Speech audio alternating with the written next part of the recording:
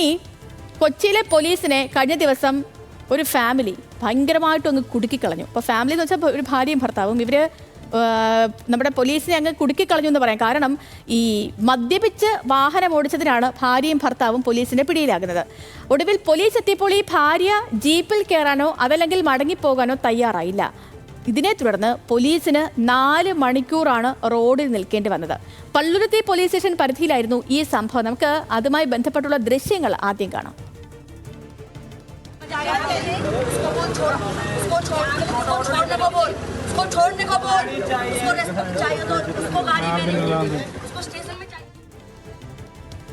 വിവരങ്ങളുമായിട്ട് നമുക്കിപ്പം ഷീന മാർട്ടിനാണ് ചേർന്നത്. ഷീന, അങ്ങനെ പ്രതികൾ പോലീസിനെ കുടുക്കിയ സംഭവമാണ്. ഇതിപ്പോ എങ്ങനെയാണ് പോലീസ് ഈ ഒരു കാര്യത്തിൽ ഒരു സമാപനം കുറിച്ചത്? എങ്ങനെയാണ്? പോലീസ് പെട്ടുപോയല്ലേ?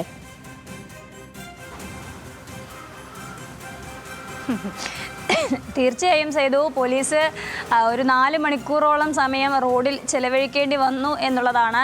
പള്ളുരുത്തി സ്റ്റേഷൻ്റെ ആ ഭാഗത്ത് ചെക്കിങ് നടക്കുന്ന സമയത്താണ് ഇത്തരത്തിൽ ഭാര്യയും ഭർത്താവും പോലീസിൻ്റെ കണ്ണിൽ പെടുന്നത്. അപ്പം ഭർത്താവ് മദ്യപിച്ചിരുന്നു എന്ന നിഗമനത്തോടു കൂടിയാണ് പോലീസ് എത്തുന്നത്. ഭർത്താവിനെ പോലീസ് ജീപ്പിൽ കയറ്റുകയും തുടർന്ന് ഭാര്യയോട് കയറാൻ പറഞ്ഞപ്പോൾ ഭാര്യ കയറില്ലെന്ന് വാശി പിടിച്ച് റോഡിൽ നിൽക്കുകയുമായിരുന്നു. പോലീസ് പറയുന്നതനുസരിച്ച് ഭാര്യ മദ്യപിച്ചിരുന്നില്ല, പക്ഷേ എന്തോ ലഹരി ഉപയോഗിച്ചിരുന്നു എന്ന് പോലീസിന് സംശയമുണ്ടെന്നാണ് പോലീസ് പറയുന്നത്. ഇത്തരത്തിൽ ഒരു 4 മണിക്കൂറോളം സമയം ആ റോഡിൽ തന്നെ ചെലവഴിച്ചു എന്നുള്ളതാണ്.